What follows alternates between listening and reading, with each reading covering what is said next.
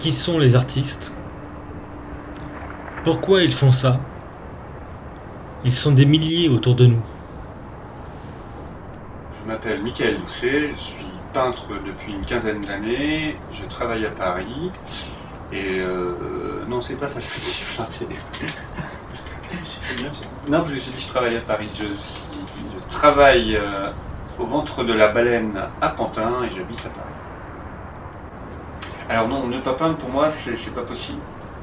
C'est absolument pas possible parce que j'ai voué toute ma vie, je vais avoir 40 ans bientôt, j'ai voué toute ma vie à la peinture et pour moi la peinture c'est toute ma vie de toute façon. C'est quelque chose que je ne passerai jamais en second plan. Je suis passé par plein de phases dans ma vie. J'ai étudié les sciences physiques, j'ai failli faire prof, etc. J'ai étudié la musique, j'ai passé par l'écriture, je lis beaucoup. Et finalement la peinture a été quelque chose qui est venu viscéralement. Vraiment, ça vient des tripes. Et à un moment donné, je me suis dit c'était ça, il fallait que je puisse m'exprimer, même si je parle beaucoup, je suis assez volubile. Finalement, c'est dans la peinture que j'exprime le mieux mes pensées qui parfois partent très très loin. Et la peinture me permet comme ça d'exprimer ces pensées et d'essayer de les mettre en ordre. Et donc, dans cette série-là, peut-être que c'est très ordonné, mais peut-être que j'arrive à un niveau d'ordre dans ma tête qui me permet d'être assez heureux et en plénitude totale en ce moment, picturalement et dans ma vie. Donc oui, alors oui, le fait d'être allé vers la peinture, c'est aussi donner, essayer en tout cas de faire passer quelque chose, effectivement, parce qu'on peut peindre pour soi et puis jamais montrer son travail, et puis c'est très bien aussi, mais quand on commence à vouloir le montrer, c'est qu'on a aussi envie de montrer aux gens une forme de beauté ou une forme de vision du monde qui nous touche et qu'on a envie de faire partager effectivement. Ça c'est sûr. Donc dans ce sens-là, oui, mais c'est pareil pour la musique ou voilà, toutes les formes d'art, c'est un échange quoi. On peut pas, c'est pas autre chose. Et dans tes toiles, il n'y a jamais personne.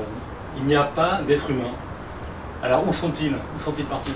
Alors les êtres humains sont passés par là, dans cette série en tout cas, et comme je dis quelquefois quand je parle de ces toiles, finalement l'humanité brille par son absence. Et voilà, c'est ça qui m'intéresse aussi dans cette série-là, hormis la peinture et tous les équilibres qu'on peut créer picturalement, le sens de la toile, l'absence de l'humanité dans des endroits comme ça, des grands espaces qui paraissent très très beaux, et qu'on aimerait tous avoir peut-être certainement, mais qui finalement ne servent que très peu dans l'année à certaines personnes, et voilà, et je voulais un peu créer ce petit décalage, on pourrait dire anxiogène peut-être, je sais pas, mais oui peut-être un peu, notamment avec l'insertion de petits éléments qui montrent que l'humanité a été là, ou même peut-être encore il n'y a pas très très longtemps, et est repartie vers d'autres cieux. Toujours une végétation. Il y a toujours une verdure, mais qui est reléguée à l'arrière-plan. Et en plus, dans le traitement pictural, c'est flou, c'est pas fini comme l'avant-plan, comme si on voulait se débarrasser de la végétation, de la nature le plus loin possible et de la voir le moins possible en fait. Alors c'est pareil, on est toujours dans ce contraste, voilà, l'opposition entre les constructions de ces grandes villes-là construites par l'homme, et la nature effectivement qui est un peu loin, donc peut-être on a peur, voilà, c'est un peu l'idée aussi de mettre l'opposition entre le côté manufacturé, puisque voilà c'est une construction humaine, et cette nature qui peut faire un peu peur quelque part, qu'on rejette de plus en plus à notre époque finalement. Et c'est un des thèmes aussi qui prend beaucoup de mes pensées en général, et le rapport de l'humain à la nature et de son écosystème par exemple. Donc, voilà. Et puis c'est toujours aussi un traitement pictural pour moi, dans travailler les textures aussi différentes entre les bétons gris on va dire, et le côté végétal et un peu foutraque, tu vois, qui va s'opposer un peu à toutes ces choses bien construites et qui font peut-être un peu peur finalement, plus que la nature.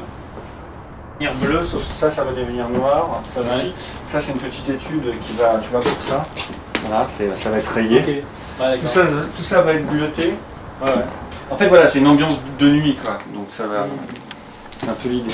Donc ça c'est vraiment les 3 toiles me prennent 6 mois. Et après pour me divertir, j'ai fait les petites là, tu vois, j'ai fait la chaise. Oui. Donc oui, l'hiver, ici, quand il fait froid, on peut retrouver des encres gelées, ça m'est déjà arrivé. Voilà. Donc il fait pas chaud et il faut avoir un petit poêle pour se réchauffer. Tu vois, c'est la dure condition d'artiste. C'est plus difficile pour moi quand il fait très chaud ici de m'habituer à la chaleur et tu vois, c'est étouffant, c'est vraiment Très étouffant. chaud, c'est dur. Alors que l'hiver, bon, tu t'habilles, Ouais. tu mets un petit poêle, et après, quand il a fait très froid, j'avais amené un thermomètre et je faisais 11. Ouais. Donc c'est pas très chaud, mais bon, après, ça te. Enfin, moi j'aime bien, ça te stimule, quoi. 2 ou 3 pulls. Oui, voilà, puis tu bouges, quoi. J'ai beaucoup de parties à faire et des fois il faut que j'attende que ça sèche comme c'est de l'huile. Ouais. Du coup j'en fais 3 en même temps. Mais tu vois, j'ai mis entre plus de 6 mois pour faire les 3 premières, c'était celle-là, celle-là et celle-là. Qu'est-ce qu'un artiste? Alors un artiste, c'est une grande question, c'est très compliqué, mais pour moi en tout cas, c'est une forme de liberté par rapport à une société. Et c'est pas toujours facile, loin de là, c'est loin d'être évident.